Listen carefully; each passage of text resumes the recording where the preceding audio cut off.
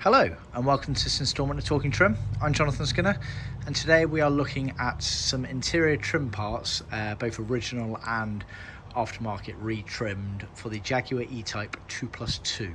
So that is the 4-seater fixed head, as you might refer to it, but it's commonly referred to as the 2+2 model. And specifically this is actually from a Series 3 car, however the general basis for it is applicable to all the 2+2s. And what we've got in this video is we've got the sort of wheel arch panels, we've got the Cant Rail panels, and we've got the B-post window side panels. We've got a mixture of the original parts as they came out the customer's car, as well as the material kits that we supply to retrim those parts. And then in addition to that, we've got some of those parts actually part trimmed up, ready to go back into the customer's car. So this specific kit, like I say, is from a Series 3. It's worth noting at this stage that certainly when we're talking about the wheel arches, the Series 3s did have two versions of them. This is the much more commonly seen version where you've got the kind of effectively the one-piece wheel arch element there. The later cars, I think often referred to as the second continuation, had a different setup with the sort of B-post side panel, molded plastic with a speaker panel in it, and then the wheel arch element was changed as well. So this is the much more commonly seen one. We have got a video showing those later versions, so do check out the description below for a link to that video. Before I go any further, it's worth checking out the description below, as I might overlook some items in this video. I do these videos off the top of my head, so undoubtedly I'll miss some information, so be sure to check that out below. There'll also be links to other useful videos for restoring your Jaguar E-Type 2+2, as well as good links to our website of obviously where to inquire about buying the parts from us and making a general inquiry anyway. And then also be sure to check out our materials and colours library, as well as our blog and handbook area, as that really does detail who we are as a business and what sets us apart.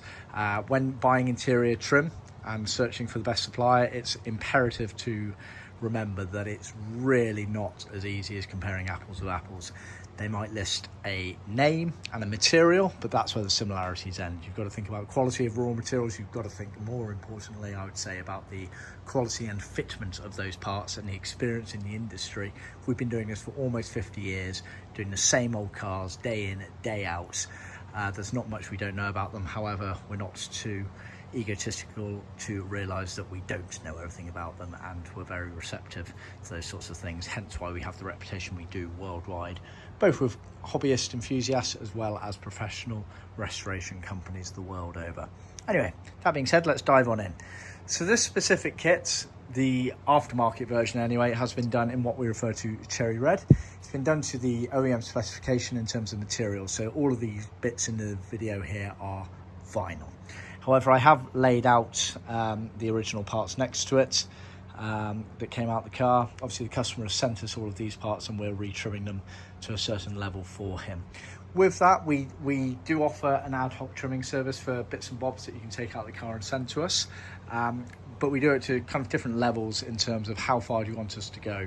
You know, you can literally strip everything down, get them sandblasted, painted, retrimmed, rubbers replaced, etc, etc, but it really does depend on the condition of your originals and how much money you want to pump into it. So we're fairly receptive to this. So this specific customer has we fed back to him once we started stripping everything down, and he was happy for us to do a fairly basic retrim of things. He wasn't interested in getting anything sandblasted or painted.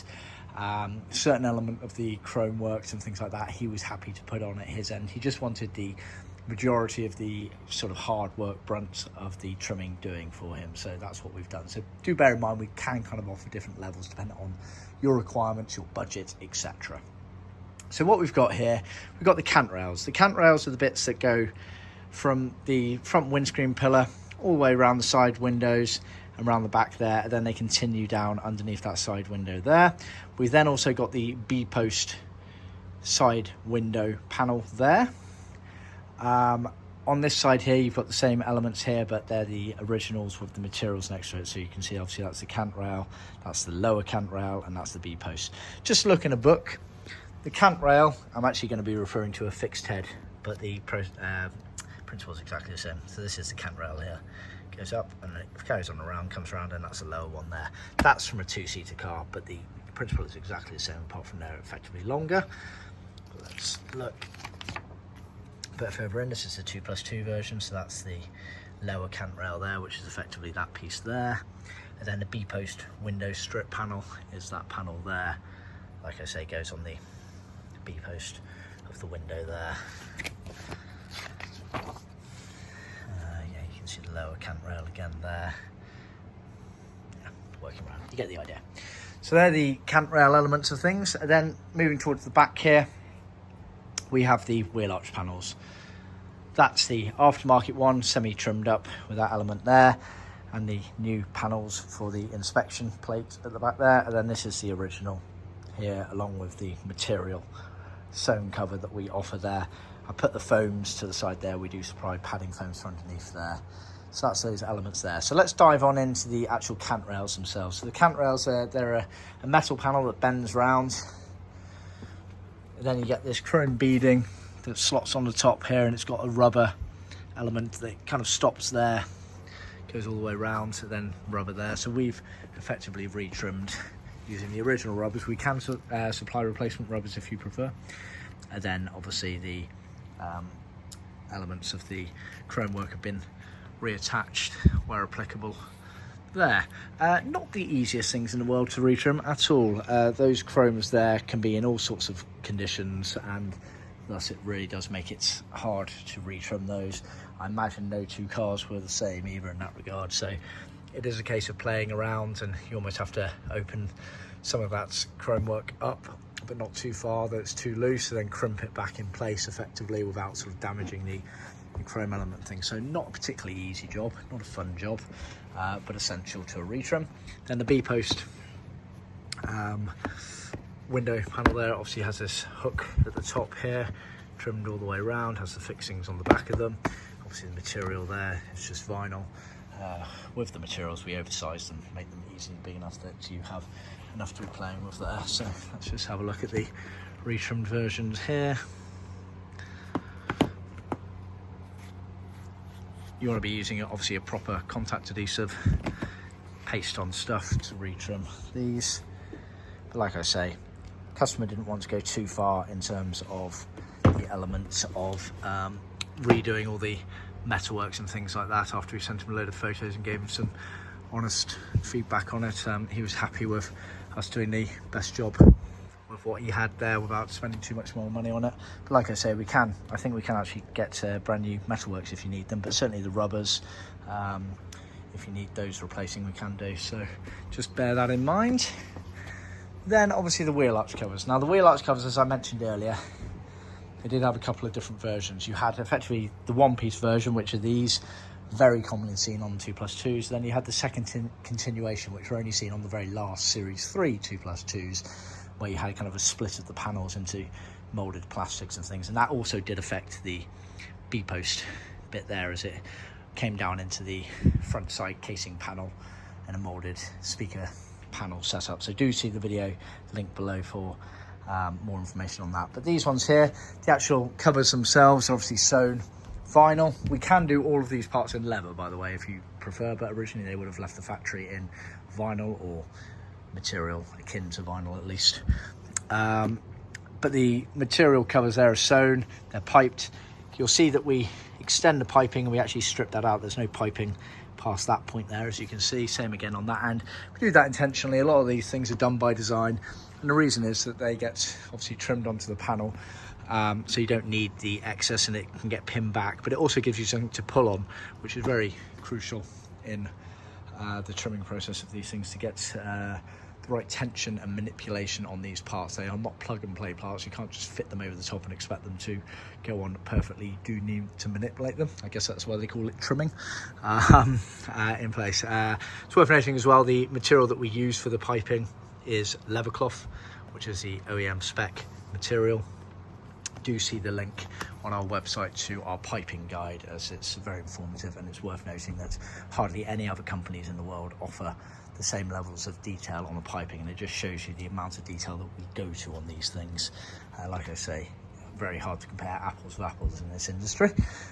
So looking obviously at the original one here, it's actually like a foam backed It wasn't vinyl at all. There you are, that's a telltale sign.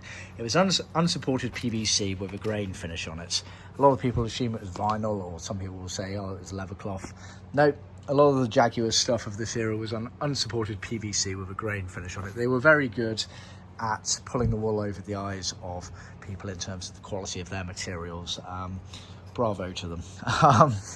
But yeah, these days obviously it is upgraded to vinyl materials, which is a nicer material than the unsupported PVC, but it's the same effect on it. And this is a good example as well of just how hard it is to tell what original colour is, because look at this panel here. I mean, it's literally changing colour as you go down it here. These are the areas that haven't been particularly exposed to the sunlight and wear and tear, and they're a lot lighter than say this, which is on show here. And even if you cleaned it up, you know, this bit here is very shiny, but I'd say you've almost got 3 or 4 different shades of red in that element there. So it just goes to show how hard it is to know exactly what the original colours were. But we always say it's good areas are these sort of areas here where they've been trapped out the way underneath the bodywork effectively. That does give you a nice better, shall we say, guide as to the original colours. Turn this over, you can see this metalwork panel here. Now on the back of this metalwork you'll see, yeah, it's got this sort of orangey yellow foam, very thick foam. We don't supply replacement version of the foam, but it's very rare that needs replacing. Often they're absolutely fine, and what you can just do is go over the top of it with a thin layer of foam, hence these smaller pieces here to retrim that section there. If you are at complete loss and you actually do need replacement thicker foam, do talk to us. We do have a few contacts where we can get those sorts of foams, so that's not a problem at all. But generally speaking, you don't need to replace those, or you shouldn't need to replace those, so we don't offer them as standard in our kits. But we do offer obviously the foam that's used for the main backing section here. So that's the trim panel. You can see the excess piping on it there. They didn't bother stripping out theirs, but we do. Makes it a nice, neater job. But that's the piping overlapping there. You had the inspection panels, which sat, yeah, I can just about make out in that image there. So that's these here. We've completely retrimmed these on brand new boards. Got the holes in the right place, the pilot holes, as you can see there. That's the original one that came off that was a bit knackered, but they effectively go, as you can see there. Again, foams are included for padding those out, along with a oval shaped piece of vinyl as part of the kit, but we've trimmed up both of those. And as you can see here, this is the wheel arch that we've trimmed up using our kit. And we also proper contact paste on glue's been used, as you can see there, trimmed round to the point where the rest of it gets trimmed effectively to the bodywork panel in the car there. So yeah, I think that's a nice little guide to it. I just wanted to do, I like doing these guides where customers kind of sent us a few bits and bobs to trim, and we do kind of one side of the car trimmed up, the other side we leave as original as possible, but show our kits, kind of just to show how they go together. They're not meant to be here as complete guides, just as a very basic guide, but moreover they're here to show you the suitability of our kits and the knowledge that we have of these cars. We don't get the cars into trim, but we do supply kits and send them all over the world, and have done, like I say, for almost half a century now. So we don't have the luxury of the cars coming into our factory to retrim, but that's almost showing how accurate our patterns are. Is that the fact that people trust us all over the world to supply them accurate kits without having the luxury of completely tailoring it to a car, which a lot of other companies do out there. They can't rely on their accuracy of their patterns, so they just have to do it to the car. But ours are well renowned for the accuracy of the patterns, and so I think that's a testament to our kits. So just bear that in mind when trying to choose a supplier. Anyway, hope you found that useful. Please remember to like, subscribe, and ask any questions below. And of course, do share with other classic car enthusiasts out there. And be sure to tune in next time. Thank you.